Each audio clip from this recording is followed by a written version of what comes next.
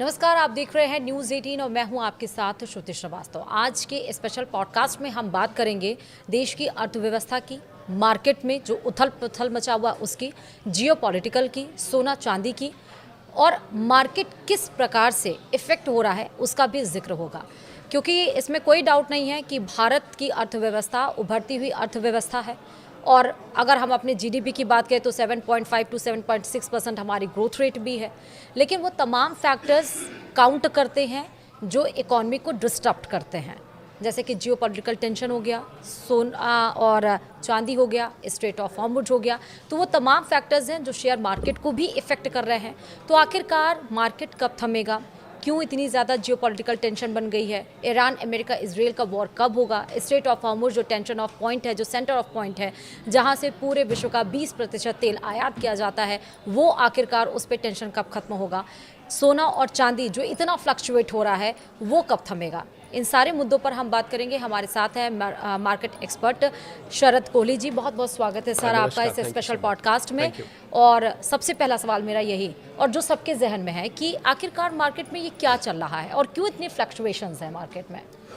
देखिए, दो मार्केट्स की बात करते हैं। पहले हम स्टॉक मार्केट की बात करते हैं, फिर हम सोने चांदी की मार्केट की बात करते हैं। शेयर मार्केट में फ्लक्चुएशंस इसलिए हैं कि क्रूड ऑयल, जो कि बहुत बड़ा हमारे देश के लिए महत्वपूर्ण एक पैरामीटर है, वो बार बार फ्लक्चुएट हो रहा है, नीचे आता है फिर वापस। इस समय जब हम बात कर रहे हैं अभी भी 87-88 के आसपास वो खड़ा हुआ है। और ये देखते हुए कि करीब 88% हमारे देश की रिक्वायरमेंट क्रूड ऑयल से पूरी होती है, ये महंगाई को हवा दे रहा है। तो आपने देखा कि कल जो CPI के आंकड़े आए 4.45 के आए, इससे पिछले महीने 4.38 था, थोड़ा सा उसमें बढ़ोतरी देखी गई। तो महंगाई सभी चीज़ों में, फूड और फ्यूल यानी खाने पीने की चीज़ें और फ्यूल, ये दो चीज़ें ऐसी हैं जिसमें महंगाई सबसे ज़्यादा प्रभावित कर रही है। पर ज़मीनी तौर पे लोग ये कह रहे हैं कि महंगाई जब सभी चीज़ों पे, ग्रोसरीज पे, कुछ भी वो ख़रीदने जा रहे हैं वो पहले से ज़्यादा महंगा मिल रहा है। तो मुख्यतः इसका रीज़न जो है वो क्रूड ऑयल है। तो उसी ने मार्केट को भी प्रभावित किया हुआ है। जब जब क्रूड ऑयल बढ़ता है तो मार्केट प्रेशर में आती है, इन्फ्लेशन बढ़ने से मार्केट प्रेशर में आती है। तो मार्केट्स जो हैं बहुत वॉलेटाइल, और ऊपर जाने के लिए मार्केट बेकरार है, पर क्योंकि अंतर्राष्ट्रीय परिस्थितियां इस प्रकार की बनी हुई हैं कि वो मार्केट को ऊपर नहीं जाने दे रही। अब हम अगर सोने चांदी की बात करें, सोने चांदी की मार्केट की बात करें, तो सोने चांदी ने कुछ पिछले 10-12 दिन से कुछ सुधार दिखाया है। लगभग 10% का उसमें उछाल आया है। हालांकि आज थोड़ा सा फिर दबाव में है, थोड़ा सा प्रॉफिट बुकिंग आई है। इस समय जब हम बात करें तो लगभग $4,380 प्रति आउंस के हिसाब से, भारतीय रुपए में बात करूं मैं, तो लगभग 1,53,54,000 के आसपास है प्रति 10 ग्राम।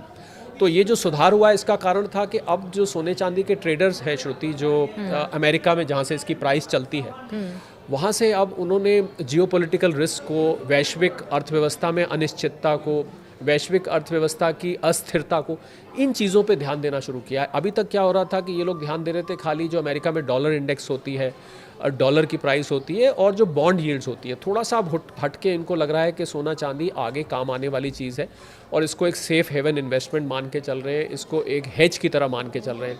तो मुझे अब यहाँ से सोना चांदी का बहुत ज़्यादा दबाव आता फ़िलहाल नहीं दिखाई दे रहा है। मुझे लग रहा है यहाँ से लेकर दिसंबर तक, और अमेरिका में इलेक्शंस भी हैं दिसंबर में, तो राष्ट्रपति ट्रंप कोशिश करेंगे कि महंगाई ज़्यादा ना रहे। तो अगर महंगाई ज़्यादा नहीं रहती है तो वहाँ का जो सेंट्रल बैंक है, जिसको हम फेड कहते हैं, राइट, तो फेड शायद इंटरेस्ट रेट्स ना बढ़ाए, तो इससे सोना चांदी को हवा मिल सकती है। तो मुझे लग रहा है कि यहाँ से दिसंबर तक सोने चांदी के लगभग 70% चांस है कि ये ऊपर जाएगा, लगभग 30% चांस है कि ये दबाव में आ सकता है। अच्छा, क्योंकि एक तरफ तो राष्ट्रपति डोनाल्ड ट्रंप ये कोशिश कर रहे हैं कि ये टेंशन ख़त्म हो जाए और एक डील पर, पीस डील पर हम दोनों टेबल पे बैठ जाएं, लेकिन ईरान का उधर एक बोल्ड स्टेटमेंट आ गया कि 2029 तक वो पीछे नहीं हटेगा। तो जी हाँ, तो आज ये स्टेटमेंट आया और लोग बहुत हैरान है स्टेटमेंट को सुनकर। और देखिए कि इस स्टेटमेंट को अगर आप गहराई में पढ़ेंगे तो ईरान के पास, लोग सोच रहे हैं कि इतनी ताकत कहाँ से आ रही है कि वो और 2.5-3 साल तक जो है वो अमेरिका को झेल पाएगा, क्योंकि अमेरिका के पास जो हथियार हैं, अमेरिका के पास जो हमला करने की क्षमता है, वो ईरान के पास नहीं है। ईरान ज़्यादा जॉर्डन, बहरीन, कुवैत, इन पर हमले करता है। पर अब जो एक नया डर जो मार्केट में निकल कर आया है वो ये है कि कहीं रशिया और चाइना ईरान की मदद कर रहे हैं। इसी बलबूते पर श्रुति उन्होंने ये बात बोली है कि हम इसको राष्ट्रपति ट्रंप के कार्यकाल के अंत होने तक हम इसको चलाएंगे। तो ये बहुत खतरे वाली बात है, क्योंकि अभी तक ईरान के पास ऐसा कोई हथियार नहीं था जो अमेरिका के मेनलैंड में जाके वार करे, क्योंकि अमेरिका वहाँ से कई हजार किलोमीटर दूर है। हाँ। अब इनका ये अंदेशा जताया जा रहा है कि रशिया या चाइना उसको 15,000 किलोमीटर मार करने वाली एक मिसाइल दे सकता है, जो कि अमेरिका के मेन लैंड में यानी न्यूयॉर्क पर, वाशिंगटन पर यहाँ जाके हमला कर सकती है। तो ये नई चिंता जताई जा रही है। तो मुझे लग रहा है ईरान की जो ये स्टेटमेंट है जो आपने कही, इसको अगर हम अंग्रेजी में बोलते हैं रीड बिटवीन द लाइन्स, तो अगर हम इसको गहराई में पढ़ें तो ये साफ तौर पे इंडिकेट कर रहा है कि रशिया और चाइना की बैकडोर से, पर्दे के पीछे से एंट्री हो चुकी है, और तभी ईरान इस प्रकार की स्टेटमेंट दे रहा है। मुझे लग रहा है ये बहुत दुनिया के लिए खतरे की बात है, और मैंने आपके अन्य एक रीजनल चैनल पे ये बात बोली थी। मुझे यहाँ से 2030 तक विश्व युद्ध 3 की, वर्ल्ड वॉर 3 की आहट सुनाई दे रही। अच्छा, मैंने ये क्वेश्चन इसलिए पूछा आपसे शरद जी कि अगर ईरान ये कह रहा है कि जब तक डोनाल्ड ट्रंप रहेंगे गद्दी पर तब तक ये लड़ाई खत्म नहीं होगी, 2029 तक हम रहेंगे, और हमें ये चाहिए कि स्ट्रेट ऑफ हॉर्मुज़ पर जो भी टेंशन है ख़त्म हो, क्रूड ऑयल के दाम जो हैं वो थमे। तो अगर 2029 तक ये एग्जिस्ट रहा, ये ऐसे ही खिंचता रहा, तो फिर क्या होगा मार्केट पे, उस पर क्या? देखिए, अभी तो एक स्टेटमेंट है श्रुति, अभी हम ये नहीं कह सकते कि ईरान सच में ऐसा कर पाएगा कि नहीं कर पाएगा, पर अगर हम इसको सच मान के चले जैसा आप कह रही हैं, तो ये बहुत ही दुनिया भर के लिए मैं समझता हूँ एक मंदी में जाने का रेसिपी हो जाएगी। पहले ही पता है आपको कि जो दुनिया का डेवलप्ड पार्ट है, जो अपने आप को विकसित कहता है, ज़्यादातर यूरोप है, अमेरिका है, ये पहले ही रिसेशन में है। अमेरिका इसको स्वीकार करे ना करे, यूरोप के कुछ देश स्वीकार करे ना करे, ये लोग ऑलरेडी रिसेशन में हैं। तो मुझे लग रहा है अगर ये 2029 तक ये समस्या, अभी लगाइए 5-5.5 महीने में ही दुनिया की हालत प्रस्त हो गई है बुरी तरह से। आप लगाइए कि महंगाई सारी दुनिया में फैल गई है, ग्लोबल सप्लाई चेन डिसरप्ट हो गई है, सामान की आवाजाही रुक गई है, और अगर कहीं ये 2.5-3 साल हो गया तो दुनिया, दिस इज़, अंग्रेजी में इसको बोलते हैं, this is a recipe for disaster. बहुत बड़ा मार्केट में उथल पुथल हो जाएगा, और मार्केट्स यहाँ से क्रैश कर सकती हैं, मार्केट यहाँ से नीचे जा सकती हैं, और लोगों के निवेश किए हुए पैसे यहाँ से डूब सकते हैं। तो मैं न्यूज़ 18 राजस्थान और अन्य जगह जहाँ भी ये हमको सुन रहे हैं, मैं उनको ये सलाह ये देना चाहूँगा कि अगर आपने निवेश ऐसे में, क्योंकि लोगों को तो श्रुति यही मतलब होता है कि भाई ठीक है, लड़ाई चल रही है, हमारी अर्थव्यवस्था पे, हमारे निवेश पर, हमारी अर्थव्यवस्था पे क्या फ़र्क पड़ेगा।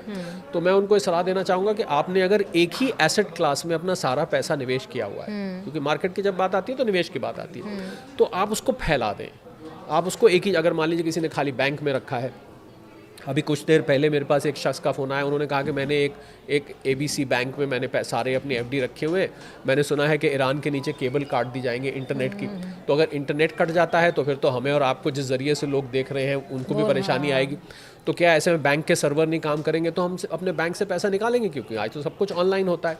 तो मुझे लग रहा है कि कुछ पैसा बैंक में, कुछ आपको सोने चांदी में, कुछ stock market, mutual funds, property, इसमें आपको फैला के निवेश इस समय करना चाहिए। एक ही जगह पैसा नहीं रखिए। आपने मार्केट का हाल पूछा, तो मैंने मार्केट का हाल बताने के साथ लोगों के काम की बात भी बता दी। नहीं, दैट इज़ वेरी इंपॉर्टेंट। अच्छा, एक सवाल और मेरा कि FIIs अगर आ रहे हैं फिर भी मार्केट क्यों कमज़ोर हो रहा है? FII श्रुति अभी मार्च, अप्रैल, मई, जून में तो उन्होंने बहुत ज़बरदस्त बिकवाली करी है। हाँ। फरवरी में उन्होंने कुछ खरीदा था, फिर उन्होंने जुलाई में करीब 20,000 करोड़ के आसपास का यहाँ पर शेयर्स खरीदे हैं। राइट। अगस्त में ठीक ठाक रहा है, अभी तक 12-15 हज़ार करोड़ के आसपास की परचेज है। तो अभी FIIs पूरे जोर शोर से नहीं आए हैं। ठीक है। पर एक अच्छी बात ये हुई है कि जो ये लगातार बिकवाली 4 महीने में हुई, उसमें थोड़ा सा बदलाव, एक ठहराव आया है, और ठहराव आके थोड़ा थोड़ा हमें पॉजिटिव दिखाई दिया है।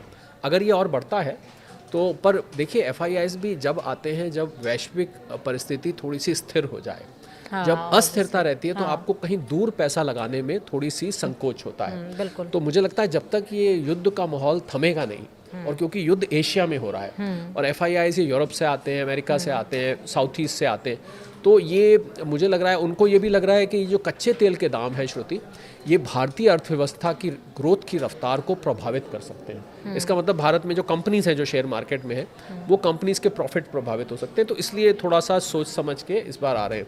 पर जैसा मैंने कहा, राहत की खबर यह है कि लगातार बिकवाली बंद हुई है और थोड़ा थोड़ा पॉजिटिव हमें दिखने को शुरू हुआ है। इसको हम ऑफशूट्स कहते हैं। अच्छा, जो हम कहते हैं साइकिल की जिसकी हम बात करते हैं, क्या रिसेशन पीरियड में चल रहे हैं?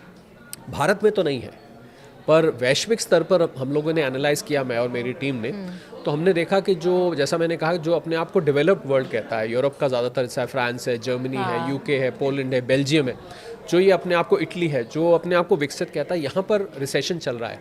पर एक नया खतरनाक ट्रेंड श्रुति क्या शुरू हुआ है कि जो देश अब रिसेशन में होता है वो अपने आप को रिसेशन में दिखाता नहीं है, वो मार्जिनल सी जीडीपी दिखा देगा, 0.7%, 0.5%, क्योंकि जैसे ही आप रिसेशन में, आप 2 क्वार्टर नेगेटिव जाते हैं तो आपके ऊपर स्टैंप लग जाती है कि आप अब रिसेशन में हैं। तो इन्होंने, अब ये नया ट्रेंड शुरू हुआ है और ये बहुत खतरनाक मैं मानता हूँ, क्योंकि इससे निवेशक भ्रमित हो जाते हैं। इट मिसलीड्स पीपल कि ये कंट्री तो रिसेशन में नहीं है, पर तो असल में जब आप इनके पैरामीटर्स देखेंगे तो ये रिसेशन में है। तो वहाँ तो रिसेशन ऑलरेडी आया हुआ है, पर ये युद्ध अगर लंबा चलता रहा इसी प्रकार तो फिर ये रिसेशन एक वायरस की तरह है, ये पूरे देश, पूरी दुनिया में फैल जाएगा। और भारत अभी भी, जैसा आपने कहा कि 7% के आसपास ग्रो कर रहा है, तो भारत की ग्रोथ की रफ्तार पर भी श्रुति इस पर असर पड़ेगा जैसे जैसे समय बीतेगा, क्योंकि हम भी वैश्विक अर्थव्यवस्था का एक हिस्सा हैं। It's a global village now, तो इसलिए हमें भी उससे अछूता रहना बहुत कठिन हो जाएगा। पर फिलहाल भारत में बाकी के यूरोपियन देशों जैसी, अमेरिका जैसी हालत नहीं है, वहाँ से हम फिर भी बेहतर हैं। ठीक है, अभी सेबी की आरबीआई की, सॉरी, अभी यहाँ पर एमपीसी बैठक हुई, हमने देखा उसका इफेक्ट हुआ, फिर सबके कि क्या लोन कम हो पाएगा, रेपो रेट इंक्रीज होगा या नहीं होगा, लेकिन ऐसा कुछ भी नहीं हुआ। व्हाट आर द फैक्टर्स कि इस बार हमने कुछ भी चेंजेस नहीं किए, ना रेपो रेट में, ना लोन को लेकर, ना ईएमआई को लेकर, जो थे कि ईएमआई कम पे करना पड़ेगा, तो कौन से ऐसे फैक्टर्स रहे कि जिस पे वर्क नहीं? देखिए, उसको जो आप कह रही हैं, ये जो ऊपर जाते हैं इसको हॉकिश कहते हैं, नीचे जाते हैं इनको डविश कहते हैं। तो अभी आरबीआई ने एक न्यूट्रल स्टैंस बनाया हुआ है। उसका कारण ये था कि उन्होंने जो महंगाई की दर है वो 2 और 6 के बीच में, आरबीआई ने एक रेंज फिक्स की हुई है। ठीक है, हाँ। अगर 2 और 6 के बीच में रहती है तो मतलब चिंता तो होती है जब 6 के पास जाए, पर विशेष चिंता नहीं होती। तो अभी ये उसकी मिडिल रेंज में बना हुआ है। ये जो 4, 4.5 है, आप देख रहे हैं 2 और 6 के लगभग बीच में है, हालांकि अब बीच से थोड़ा ऊपर जा चुका है। तो इसको हम एक न्यूट्रल स्टैंस कहते हैं। न्यूट्रल स्टैंस मतलब यहाँ से आरबीआई ने नज़र बनाई हुई है, अगर यहाँ से महंगाई 6 की तरफ जाती है तो आपको रेट बढ़ते हुए दिख सकते हैं, अगर नीचे आती है तो आपको रेट कभी आगे घटते हुए दिख सकते हैं। तो आरबीआई के कारण इसके मुख्यतः महंगाई की दर होती है। अगर महंगाई की दर अभी टॉलरेबल लिमिट के अंदर है, इसलिए क्योंकि जैसे ही आप, श्रुति, इसके पीछे जो इकोनॉमिक्स है वो ये है कि जैसे ही आप इंटरेस्ट रेट्स बढ़ाते हैं तो उससे जीडीपी की रफ्तार घट जाती है, राइट, बिकॉज पैसा महंगा हो जाता है। तो जो इंडस्ट्री में नया निवेश आना होता है वो महंगा, ईएमआईज बढ़ जाती हैं, डिमांड गिरती है। मान लीजिए आपने कार लेनी है, मकान लेना है, तो अगर आपकी ईएमआई ज़्यादा होगी तो आप सोच समझ के लेंगे, तो इससे जीडीपी की रफ्तार कम होती है, उससे नौकरियां कम होती हैं। तो ये जो इंटरेस्ट रेट बढ़ाने का निर्णय होता है ये बहुत ही सोच समझ के लेने वाला होता है। ऐसे ही अगर आप इंटरेस्ट रेट गिराते हैं तो इससे फिर महंगाई को हवा मिलती है। तो एक बैलेंस आरबीआई को स्ट्राइक करना पड़ता है महंगाई के बीच में और ग्रोथ की रफ्तार के बीच में। इसको देखते हुए उन्होंने एक न्यूट्रल स्टैंस, इसको कहते हैं, जो रखा है। अच्छा, जब हम मार्केट में निकलते हैं तो यही सवाल है कि आज हमारे पॉकेट में कितना पैसा बचा है, या जितना पैसा था वो कम क्यों होता जा रहा, पर कैपिटा इनकम। अब हम ये कह रहे हैं कि ठीक है, भारत में उसका इफेक्ट नहीं है, लेकिन ग्लोबली अगर हम देखें तो वो इफेक्टिव है। रिसेशन में चल रहे हैं जो डेवलप्ड कंट्रीज हैं, वॉर का इफेक्ट हम देख रहे हैं।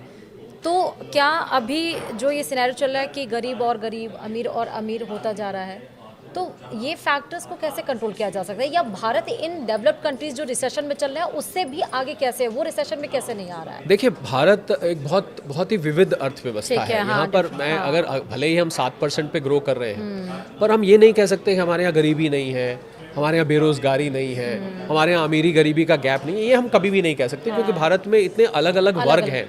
तो जो विकसित देश होते हैं उसमें श्रुति फर्क ये होता है कि वहाँ पर जनरली ज़्यादातर पॉपुलेशन एक ही ट्रेंड से चलती है। राइट। पर यहाँ पर क्या है, कुछ बहुत गरीब है, कुछ कम गरीब है, कुछ लोअर मिडिल क्लास है, फिर मिडिल क्लास है, फिर अपर।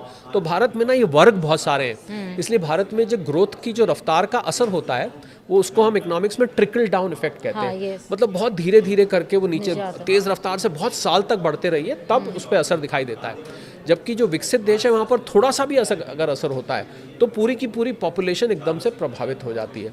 तो मुझे लग रहा है अगर भारत को, अगर हम विकसित भारत की बात करें, जो आपने कही, अगर मैं उसका निचोड़ निकालूं, अगर 2047 में विकसित भारत बनना है तो मेरी कैलकुलेशन के हिसाब से भारत को 8 और 9% के बीच में लगातार यहाँ से लेके 2046-47 तक बढ़ना पड़ेगा, तब हम विकसित में पहुंच सकते हैं। बाकी ये सवाल तो आपने जो कहा हमेशा उठाया जाता है कि भारत की पर कैपिटा इनकम इस समय $2760 है। राइट, हाँ। और अगर आप हम अपने पड़ोसी देशों को भी लें, श्रीलंका वगैरह को लें, वहाँ किसी में $4400 के आसपास भी है।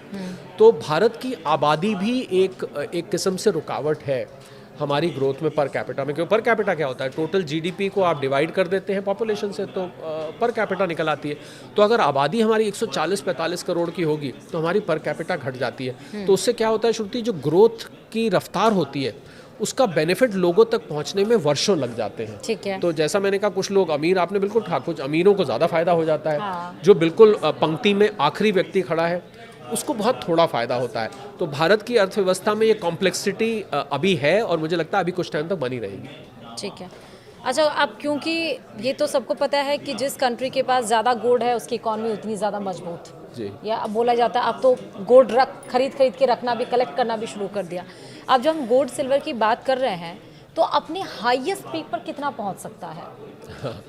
देखिए, गोल्ड अभी जिस कंट्री के पास जितना है, अभी वो समय नहीं आया है कि उसकी स्ट्रेंथ उससे जांची जाए, नापी जाए। इसको 1971 से पहले गोल्ड स्टैंडर्ड होता था। यस। तब ये होता था कि कंट्री की करेंसी की स्ट्रेंथ उसके पास गोल्ड। हाँ। पर ऐसा लग रहा है, खासकर चाइना इस बात की तरफ इशारा कर रहा है कि आने वाले समय में गोल्ड स्टैंडर्ड वापस आ सकता है। ठीक है। यानी कि डॉलर की जो बादशाहत है वो समाप्त हो सकती है। तो जितना गोल्ड जिसके पास होगा उतना ही, क्योंकि जब डॉलर की कंट्रोल खत्म हो जाएगी श्रुति, तो फिर अगली कोई इंटरनेशनल मेजर ऑफ वैल्यू बचती नहीं है जिसके आधार पर आप किसी चीज़ की वैल्यू माप सकें। तो मुझे लग रहा है कि गोल्ड जिस प्रकार से सेंट्रल बैंक्स खरीद रहे हैं, आपने जो कहा, वो उसकी खरीद ये बताती है कि उनको भी लग रहा है कि डॉलर आगे इतना नहीं चल पाएगा। तो ये सेंट्रल बैंक्स का गोल्ड खरीदना और डॉलर एसेट्स को बेचना, मुझे लग रहा है गोल्ड के लिए आगे, मैं उनमें से हूँ जो कि एक प्राइस नहीं डालता हूँ। आप सोशल मीडिया पे देखेंगे gold 4 lakh, gold 3 lakh, gold 2.5 lakh, gold, एक ने तो गोल्ड 15 लाख भी लिखा हुआ था। मैं उनमें से नहीं हूँ, परंतु इस एक बात को मैं यकीनी तौर पे कह सकता हूँ कि 2 से 5 साल में श्रुति गोल्ड बहुत अच्छे रिटर्न देने वाला है। गोल्ड और सिल्वर दोनों बहुत ज़्यादा चमकने वाले हैं, क्योंकि जैसे जैसे हम डी डॉलराइजेशन की तरफ बढ़ेंगे, जैसे जैसे दुनिया रिसेशन में जाएगी, जिसकी अभी हमने बात करी, तो गोल्ड और सिल्वर लोग और ज़्यादा इकट्ठा करेंगे। और ये चाइना में देखने को मिल रहा है, भारत में देखने को मिल रहा है, बहुत सारे अन्य देशों में देखने को मिल रहा है। तो भविष्य बहुत उज्ज्वल है। मैं कोई नंबर नहीं रखना चाहूँगा, मैं ऐसा कह सकता हूँ कि आज अभी $4400 के आसपास है, तो पहला लेवल $5000 होगा। उसके बाद अगर ये $5000 पार करता है तो फिर मुझे लगता है बहुत तेज़ी से भागने लगेगा। ठीक है। अब हम इन्वेस्टमेंट की बात करते हैं, तो इन्वेस्टमेंट करें किधर पैसे को हम कंट्रीब्यूट करें और कैसे कंट्रीब्यूट करें? देखिए, अगर जैसी अभी परिस्थिति है दुनिया की, जो ये सारा वैश्विक मंदी, लड़ाई, युद्ध, ऐसे में there is a saying in investment, don't put all eggs in the same basket. हाँ, दैट यू ऑलरेडी सेड। हाँ, आपको सारे पैसे एक ही जगह नहीं लगाने हैं। तो ऐसे में 5-6 एसेट क्लासेस में आपको लगाना चाहिए। कुछ बैंक एफडी हो गया, कुछ गोल्ड सिल्वर हो गया, जैसे मैंने बताया, कुछ स्टॉक मार्केट हो गया, म्यूचुअल फंड्स हो गया, कुछ प्रॉपर्टी हो गया, कुछ गवर्नमेंट बॉन्ड्स हैं उसमें भी लगा सकते हैं, स्टेट गवर्नमेंट के भी बॉन्ड्स होते हैं, पोस्ट ऑफिस की स्कीम्स हैं। तो ये 6-7 एवेन्यूज़ हैं जहाँ पर आप फैला के लगाइए। इससे होगा क्या श्रुति, हो सकता है आपको थोड़ा सा कम रिटर्न आए, पर कम से कम आपके आसपास एक सेफ्टी नेट होगा कि कोई एक पिलर लड़खड़ा भी जाता है तो आपके पास कम से कम बाकी के पिलर्स आपको संभाल लेंगे। तो ये मेरी सलाह है कि जो भी लोग करें, हालांकि निवेश की सलाह लोगों को अपने इन्वेस्टमेंट एडवाइज़र से लेनी चाहिए, फाइनेंशियल एडवाइज़र से लेनी चाहिए। हम एक एनालिसिस कर रहे हैं कि ऐसे वक्त में फैला के पैसा लगाना ही उचित रहता है। ठीक है। अभी अब जब जितना जियोपॉलिटिकल टेंशन इतना बना हुआ है, क्रूड ऑयल के दाम इतने हाई पे जा रहे, मतलब 82-85 के आसपास, तो उस बीच में मार्केट को स्टेबल करने के लिए वो 3 फैक्टर्स जो कि बहुत ज़्यादा अटमोस्ट इम्पॉर्टेंट, एक तो आप अपनी मार्केट को, यानी कि मेरे निवेश को करने के लिए, तो सबसे पहले आप इसको स्प्रेड करके लगाएं। दूसरा, हर 3 महीने बाद अपनी इन्वेस्टमेंट को रिव्यू करते रहें। लोग क्या करते हैं, इन्वेस्ट करके और फिर बेखबर हो जाते हैं, उसको 1-2 साल बाद खबर लेते हैं, अपने काम में इतने व्यस्त हो जाते हैं। तो पहला, आप फैला के लगाइए। दूसरा, इसको हर 3 महीने बाद रिव्यू करते रहिए।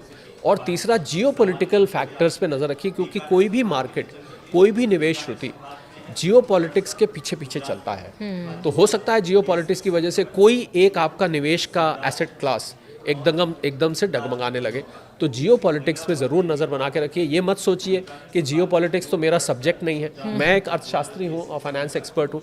मुझसे लोग कहते हैं कि आप जियो पॉलिटिक्स पे बोलते हैं, आपका तो फाइनेंस और इकोनॉमिक्स एरिया है। तो मैं उसका जवाब ये देता हूँ कि हम फाइनेंस और इकोनॉमिक्स को बिना जियो पॉलिटिक्स के समझ ही नहीं सकते। अगर मुझे पता ही नहीं होगा श्रुति कि युद्ध में क्या हो रहा है, कौन सा देश अटैक करने को है, तो मैं बिल्कुल गलत हो सकता हूँ अपनी फाइनेंशियल और इकोनॉमिक एनालिसिस।